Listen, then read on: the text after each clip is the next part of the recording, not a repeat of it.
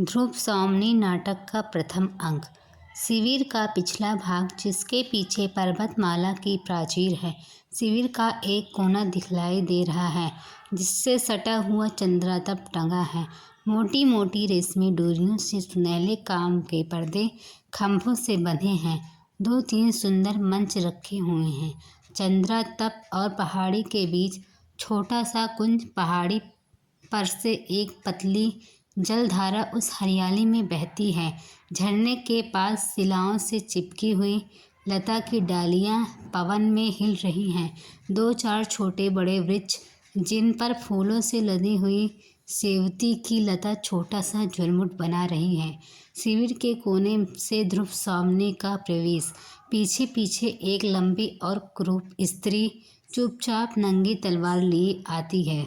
ध्रुव स्वामिनी सामने पर्वत की ओर देखकर सीधा तना हुआ, अपने प्रभुत्व की साकार कठोरता, अब्रभेदी उन्मुक्त शिखर और इन क्षुद्र कोमल निरीह लताओं और पौधों को इसके चरण में लौटना ही चाहिए न। साथ ही वाली खड्गधारणी की ओर देखकर, क्यों मंदाकिनी नहीं आई? वह उत्तर नहीं देती है। बोलती क्यों नहीं, यह तो मैं जानती हूँ कि इस राजकुल के अंतःपुर में मेरे लिए न जाने कब से नीरव अपमान संचित रहा, जो मुझे आते ही मिला। किंतु क्या तुम जैसी दासियों से भी वही मिलेगा? इसी शैलमाला की तरह मौन रहने का अभिनय तुम ना करो, बोलो। वह दांत निकालकर विनय प्रकट करती हुई कुछ और आगे बढ़ने का संकेत करती है। अरे यह क्या, मेरे भाग्य विधाता, यह कैसा इंद्रजाल है? उस दिन राज महापुरोहित ने कुछ आहुतियों के बाद मुझे आशीर्वाद दिया था। क्या वह अभिशाप था?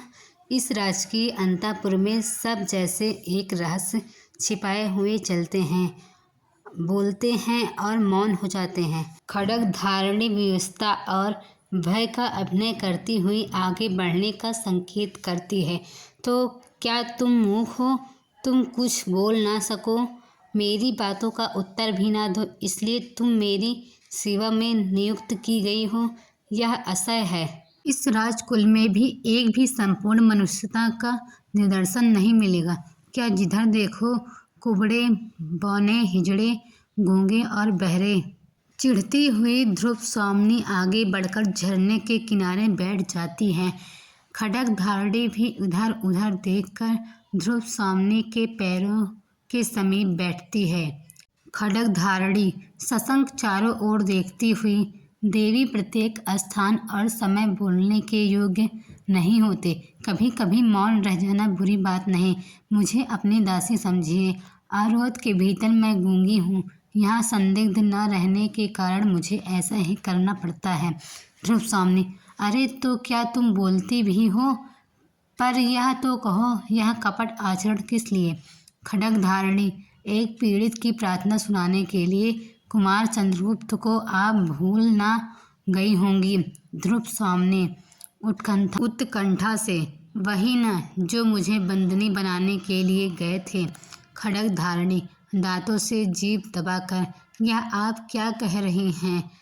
उनको तो स्वयं अपने भीषण भविष्य का पता नहीं। प्रत्येक क्षण उनके प्राणों पर संदेह रहता है। उन्होंने पूछा है कि मेरा क्या अपराध है? ध्रुव स्वामिनी उदासी की मुस्कुराहट के साथ: अपराध मैं क्या बताऊं? तो क्या कुमार भी बंदी हैं? खड्गधारणी: कुछ वैसा ही है देवी। राजाधिराज ने कहकर क्या आप उनका कुछ उपकार कर सकेंगी? ध्रुव स्वामिनी: भला मैं क्या कर सकूंगी? मैं तो अपने ही प्राणों का मूल नहीं समझ पाती। मुझ पर राजा का कितना अनुग्रह है, यह भी मैं आज तक ना जान सकी। मैं तो कभी उनका संभाषण सुना ही नहीं। विलासिनियों के साथ मंदिरा में उन्मत्त, उन्हें अपने आनंद से अवकाश कहाँ? खड्गधारणी: तब तो अदृष्ट ही कुमार के जीवन का सहायक होगा। उन्होंने पिता का दिया हुआ स्वातत्व और राज्य का अधिकार तो छोड़ ही दिया, इसके साथ अपनी एक अमूल निधि भी। कहते कहते सहसा रुक जाती है। ध्रुव स्वामिनी: अपनी अमूल निधि? वह क्या? खड्गधारणी: यह अत्यंत गुप्त है देवी, किंतु मैं प्राणों की भीख मांगते हुए कह सकूंगी। ध्रुव सामने कुछ सोचकर, तो जाने दो, छिपी हुई बातों से मैं घबरा उठी हूँ। हाँ, मैंने उन्हें देखा था, वह निरभ्य प्राची का बाल अरुण। आह, राजचक्र सबको पीसता है, पिसने दो, हम निस्सहायों को और दुर्बलों को पिसने दो। खड्ग धारणी देवी, वह वल्लरी जो झरने के समीप पहाड़ी पर चढ़ गई है, उसकी नन्ही नन्ही पत्तियों को ध्यान से देखने पर आप समझ जाएंगी कि वह काई की जाति की है। प्राणों की क्षमता बढ़ा लेने पर वही काई जो विचलन बनकर गिरा सकती है, अब दूसरों के ऊपर चढ़ने का अवलंबन बन गई है। ध्रुव सामने आकाश की ओर देखकर, वह बहुत दूर की बात है। आह, कितनी कठोरता है। मनुष्य के हृदय में देवता को हटाकर राक्षस कहाँ से घुस आता है। कुमार की स्निग्ध, सरल और सुंदर मूर्ति को देखकर कोई भी प्रेम से पुलकित हो सकता है, किंतु उन्हीं का भाई। आश्चर्य। खड्गधारी कुमार को इतने में ही संतोष होगा कि उन्हें कोई विश्वास पूर्वक स्मरण कर लेता है। रही अभ्युदय की बात, सो तो उनको अपने बाहुबल और भाग्य पर ही विश्वास है ध्रुव स्वामिनी, किंतु उन्हें ऐसा कोई साहस का काम नहीं करना चाहिए जिसमें उनकी परिस्थिति और भी भयानक हो जाए। खड्गधारी खड़ी होती है। अच्छा, तो अब तू जा और अपने मौन संकेत से किसी दासी को यहाँ भेज दे, मैं अभी यहाँ बैठना चाहती हूँ। खड्गधारी नमस्कार करके जाती है और एक दासी का प्रवेश। दासी हाथ जोड़कर, देवी, सायंकाल हो चुका है, वनस्पतियाँ शिथिल होने लगी हैं, देखिए न, व्योम विहारी पक्षियों का झुंड भी अपने नीड़ों में प्रसन्न कोलाहल से लौट रहा है। क्या भीतर चलने की अभी इच्छा नहीं है? ध्रुव सामने, चलूंगी क्यों नहीं, किंतु मेरा नीड़ कहाँ है? यह तो स्वर्ण पिंजर है। करुण भाव से उठकर दासी के कंधे पर हाथ रखकर चलने को उद्यत होती है। नेपथ्य में कोलाहल। महादेवी कहाँ है? उन्हें कौन बुलाने गया है? ध्रुव स्वामिनी, हैं यह उतावली कैसी? प्रतिहारी प्रवेश करके घबराहट से, भट्टारक इधर आए हैं क्या? ध्रुव स्वामिनी व्यंग से मुस्कुराते हुए, मेरे आंचल में तो छिपे हैं, देखो किसी कुंज में ढूंढो। प्रतिहारी सभ्रम, अरे महादेवी क्षमा कीजिए, युद्ध संबंधी एक आवश्यक संवाद देने के लिए महाराज को खोजती हुई मैं इधर आ गई हूँ। ध्रुव स्वामिनी, होंगे कहीं यहाँ तो नहीं है? उदास भाव से दासी के साथ ध्रुव स्वामिनी का प्रस्थान। दूसरी ओर से खड्गधारी का पुनः प्रवेश और कुंज में से अपना उत्तरीय संभालता रामगुप्त निकलकर एक बार प्रतिहारी की ओर, फिर खड्गधारी की ओर देखता है। प्रतिहारी, जय हो देव, एक चिंताजनक समाचार निवेदन करने के लिए अमात्य ने मुझे भेजा है। रामगुप्त झुंझलाकर, चिंता करते करते देखता हूँ कि मुझे मर जाना पड़ेगा। ठहरो। खड्गधारी से, हाँ जी, तुमने अपना काम तो अच्छा किया, किंतु मैं समझ ना सका कि चंद्रगुप्त की वह अब भी प्यार करती है या नहीं। खड्गधारी प्रतिहारी की ओर देखकर चुप रह जाती है। रामगुप्त प्रतिहारी की ओर क्रोध से देखता हुआ, तुमसे मैंने कह दिया ना कि अभी मुझे अवकाश नहीं, ठहर कर आना। प्रतिहारी, राजाधिराज, शकों ने किसी पहाड़ी राह से उतरकर नीचे का गिरिपथ रोक लिया है। हम लोगों के शिविर का संबंध राजपथ से टूट गया है।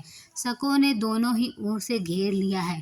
रामगुप्त, दोनों ओर से घिरा रहने में शिविर और भी सुरक्षित है। मूर्ख, चुप रह। खड्गधारी से, तो ध्रुव देवी, क्या मन ही मन चंद्रगुप्त को है ना मेरा संदेह ठीक? प्रतिहारी हाथ जोड़कर, अपराध क्षमा हो देव, अमात्य युद्ध परिषद में आपकी प्रतीक्षा कर रहे हैं। रामगुप्त हृदय पर हाथ रखकर, युद्ध तो यहाँ भी चल रहा है, देखती नहीं, जगत की अनुपम सुंदरी मुझसे स्नेह नहीं करती और मैं हूँ इस देश का राजाधिराज। प्रतिहारी महाराज शकराज का संदेश लेकर एक दूत भी आया है। रामगुप्त आह, किंतु ध्रुव देवी उसके मन में टीस है। कुछ सोच कर जो स्त्री दूसरे के शासन में रहकर और प्रेम किसी अन्य पुरुष से करती हैं उसमें एक गंभीर और व्यापक रस उद्वेलित रहता होगा। वही तो नहीं जो चंद्रगुप्त से प्रेम करेगी। वह स्त्री न जाने कब चोट कर बैठे, भीतर भीतर न जाने कितने कुचक्र घूमने लगेंगे खड्गधारणी से।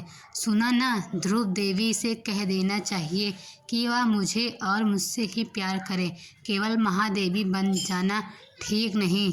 खड्गधारणी का प्रतिहारी के साथ प्रस्थान और शिखर स्वामी का प्रवेश। शिखर स्वामी, कुछ आवश्यक बातें कहनी हैं देव। रामगुप्त चिंता से उंगली हिलाते हुए जैसे अपने आप बातें कर रहा हो। ध्रुव देवी को लेकर क्या साम्राज्य से भी हाथ धोना पड़ेगा?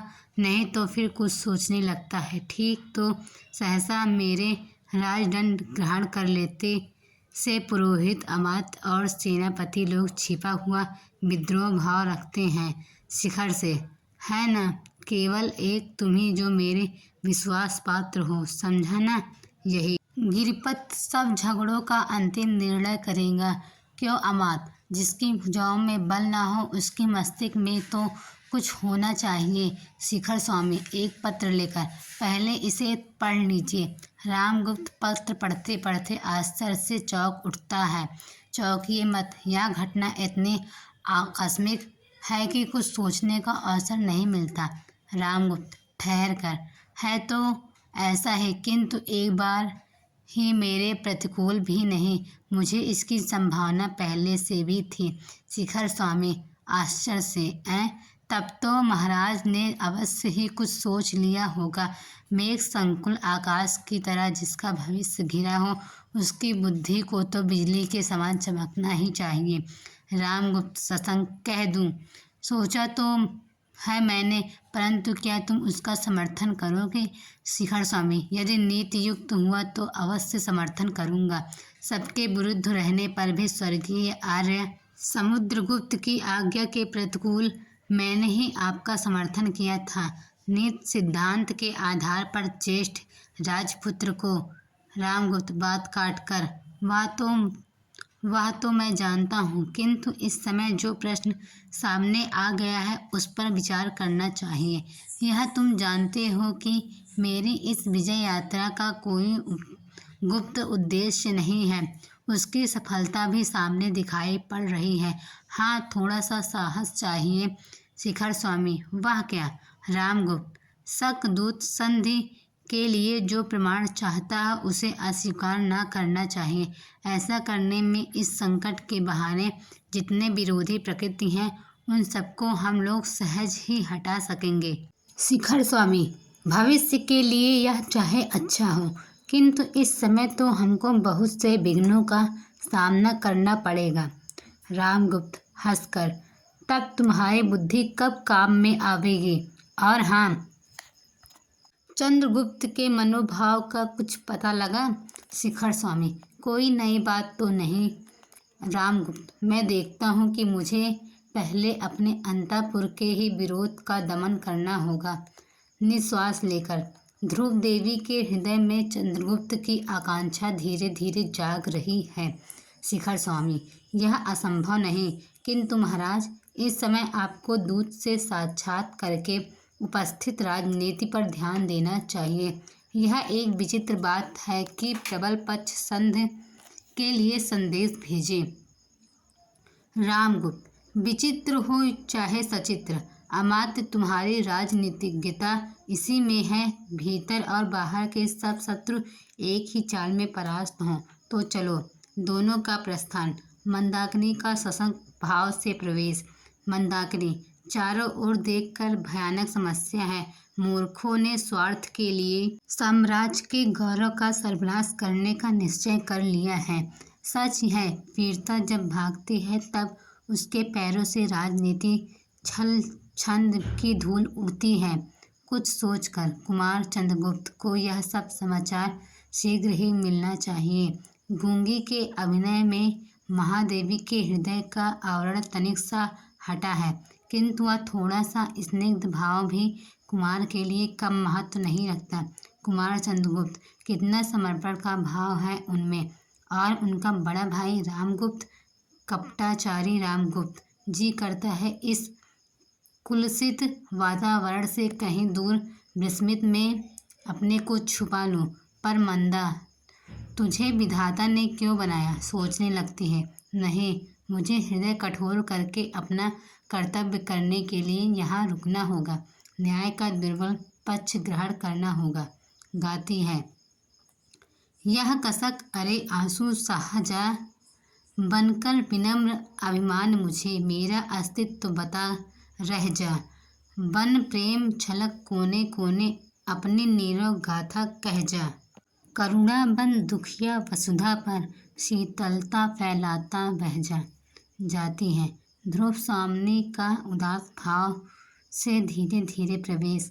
पीछे एक परिचारिका पान का डिब्बा और दूसरी चमर लिए आती है। ध्रुव सामने एक मेज पर बैठकर अधरों पर उंगली रखकर कुछ सोचने लगती है और चमर धारणी चमर जलाने वाल लगती है।